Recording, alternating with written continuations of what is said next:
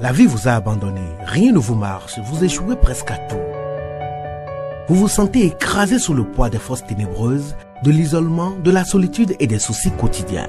Vous n'avez pas la paix et la tranquillité. Vous avez besoin d'accompagnement pour atténuer vos souffrances, pour développer la force et la puissance qui vous habitent. Suivez tous les matins Maître Maoulian Justin Dongbaoundé, grand initié aux lois et secrets de la vie. Avec Maître Maoulian Justin Dongbaoundé, vous allez abandonner vos solutions individualistes, source de vos malheurs et de vos errements. Vous allez découvrir la pensée métaphysique, seul gage de notre sortie collective du gouffre. Vous allez retrouver le chemin du mieux-être et de la joie de vivre. Message du Maître, un espace commun aux bâtisseurs d'une vie heureuse sur la terre. Mesdames et messieurs, hommes et femmes qui peuplent la terre, mes frères et mes sœurs bâtisseurs de tous horizons, à vos différents grades, degrés et qualités. Je voudrais prendre ici la parole pour exprimer à chacun de vous et à tous ma profonde et sincère reconnaissance pour vos soutiens de tous les instants. Je voudrais, pour le compte de cette 10e saison, poursuivre avec vous le voyage qui nous conduit au cœur des systèmes de croyances existants dans le monde pour vous aider à découvrir d'une part ce qui se cache derrière ce que vous croyez comprendre de ce que l'on vous dit, pour vous aider à découvrir d'autre part les effets directs de ces systèmes de croyances sur la vie des hommes et l'avenir des sociétés humaines, celle de l'Afrique contemporaine en particulier. Dans mon message de ce jour, nous allons découvrir ensemble la fonction sociale des condamnations au motif d'hérésie. Nous en avons déjà parlé le 5 juillet de l'année 2021, donc ça fait 4 ans en arrière, dans mon message qui portait le numéro 132. Dans mon précédent message, donc celui le plus récent, vous avez compris qu'il y a bien des raisons de se demander la différence entre une doctrine et un dogme, puis les doctrines au cœur de vos religions. Vous avez bien compris cela. Cela pour vous faire vos propres opinions sur le fondement historique de vos religions, leurs textes originaux et vos capacités à les commenter. Nous en avons parlé dans mon précédent message. Cela aussi est pour vous faire vos propres opinions sur le dogme qui les alimente, donc qui alimente vos religions. Dogme considéré ici comme vérité divinement révélée et les doctrines supposément infaillibles. Cela pour vous faire aussi vos propres opinions sur les condamnations au motif d'hérésie.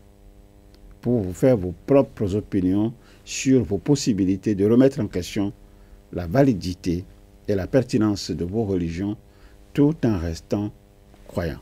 Tout cela pour rechercher les réponses aux questions que vous vous posez depuis toujours et que je ramène ici à vos bons souvenirs. Les religions sont-elles condamnées à s'opposer entre elles en raison de la diversité et du caractère souvent contradictoire de leur doctrine? Le dialogue interreligieux pourrait-il aboutir à des réponses justes et partagées sur Dieu, sur le monde et l'homme, à une forme d'absorption des différences doctrinales, sans préjudice pour l'une et l'autre des religions concernées?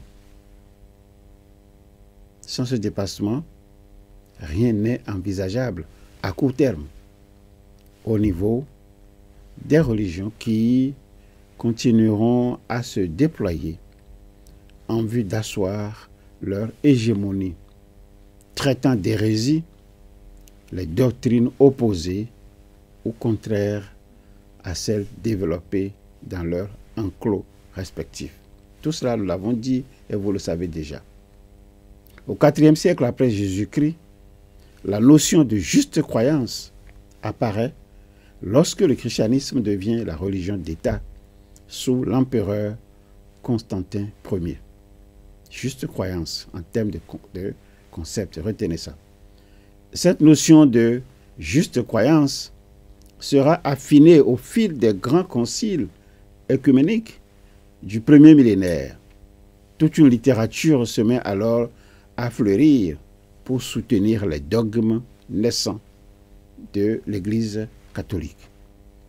Les vies des saints vont devenir au long des siècles un important corpus doctrinal grassement enrobé de fiction afin d'intéresser les chrétiens et entretenir leur foi.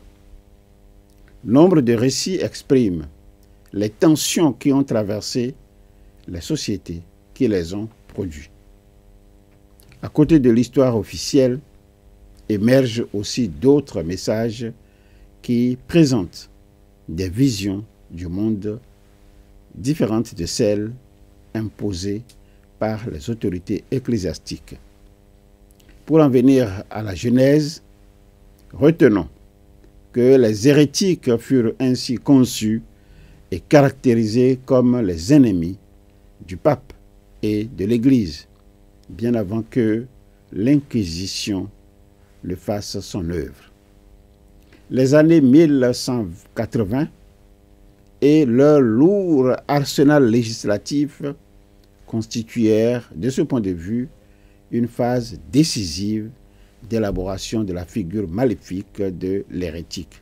En 1199, la Decretale Vergentis in Senium du pape Innocent III, entre 1198 et 1216, assimila pour la première fois l'hérésie à un crime de lèse-majesté, dans le cadre du conflit ouvert qui opposait le pape à certaines villes de ces États d'Italie centrale, Viterbe notamment, ainsi qu'Orvieto.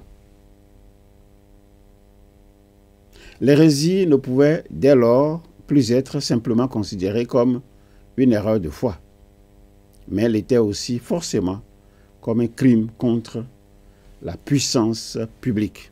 En 1184, la Decretale ad abolendam avait quant à elle déjà prévu que les hérétiques seraient excommuniés, leurs biens confisqués et non transmissibles à leurs héritiers.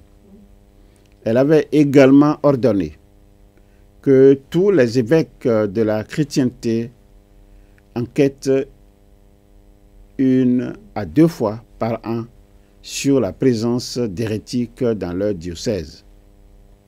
Durant ces 2 décennies, les accusations d'hérésie issues des conflits intracommunautaires tendirent à disparaître au profit de la procédure d'enquête qui permettait au pouvoir de détecter plus facilement et de poursuivre criminels et dissidents. Le pape ne fut ni le seul ni le premier dans cette tentative d'asseoir son pouvoir sur une définition de l'hérétique comme ennemi par excellence de la société chrétienne. En 1165, le roi d'Angleterre Henri II Plantagenet se rendit en personne au procès de Worcester, où l'évêque de la ville enquêtait sur les hérétiques de son diocèse. Suite à cette visite, il fut le premier monarque européen à publier un décret appliquant les dispositions du Concile de Tours de 1163, enquête et confiscation des biens, mais menaçant aussi de brûler les maisons de tous ceux qui hébergeaient des hérétiques. Quelques années plus tard, il contribua à la mission anti-hérétique envoyée par le pape Alexandre III dans le Languedoc, laquelle mission comptait de nombreux diplomates et administrateurs issus de sa cour royale. Cette mission fut efficace, puisque plusieurs personnes furent arrêtées, jugées à la place publique, flagellées, puis exilées, dont Pierre Morand, un important consul de Toulouse, accusé de ne pas croire au changement du pain et du vin en la substance du corps du Christ.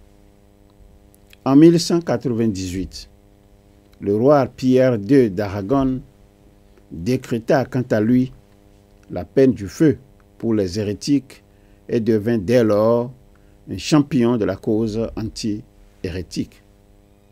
Mais d'autres princes, comme Philippe Auguste, ne répondirent pas immédiatement aux appels répétés du pape et il fallut attendre les années 1220 pour voir se déployer un arsenal pénal qui soit conforme aux dispositions du Concile de Latran IV. Ça s'est passé en 1215. En 1231, la constitution de Melfi de l'empereur Frédéric II prévirent par exemple que les hérétiques seraient soumis à l'enquête ecclésiastique déférée devant le tribunal de l'évêque, puis punis par des bourreaux laïcs, ce qui témoignait d'une évidente convergence de points de vue et d'une forte coopération entre l'Église et les États dans la lutte contre un ennemi commun.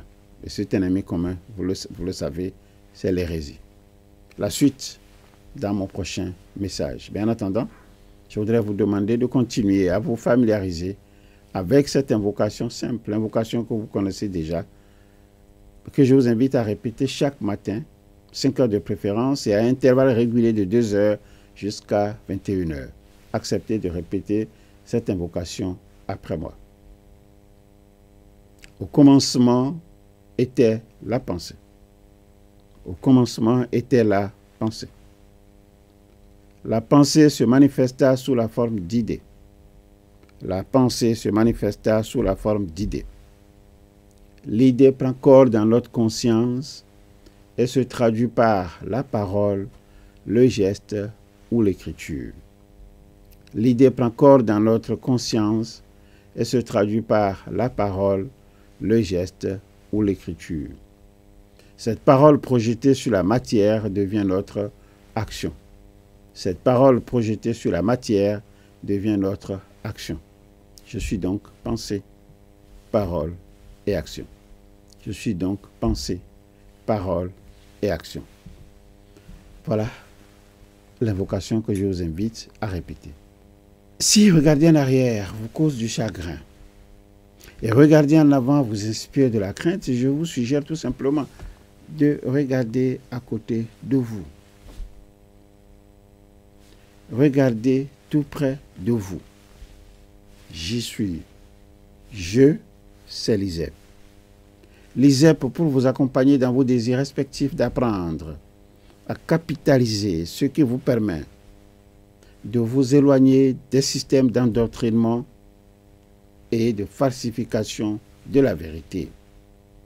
L'ISEP pour vous accompagner dans vos désirs respectifs d'apprendre à assurer à travers vos comités de défense de la vie, assurer la promotion de la pensée métaphysique qui aujourd'hui reste l'alternative crédible pour fonder, comme le dit le pape Jean-Paul II, je dis bien pour fonder le concept de la dignité humaine, et moi j'ajoute bâtir une vie heureuse sur la terre.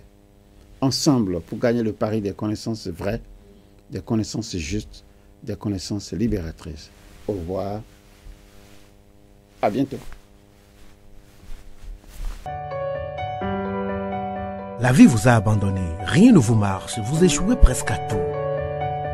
Vous vous sentez écrasé sous le poids des forces ténébreuses, de l'isolement, de la solitude et des soucis quotidiens.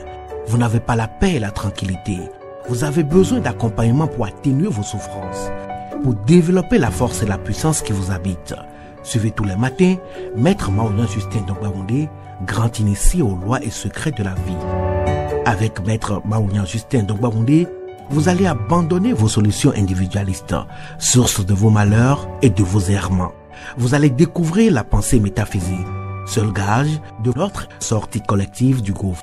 Vous allez retrouver le chemin du mieux-être et de la joie de vivre. Message du Maître, un espace commun aux bâtisseurs d'une vie heureuse sur la terre.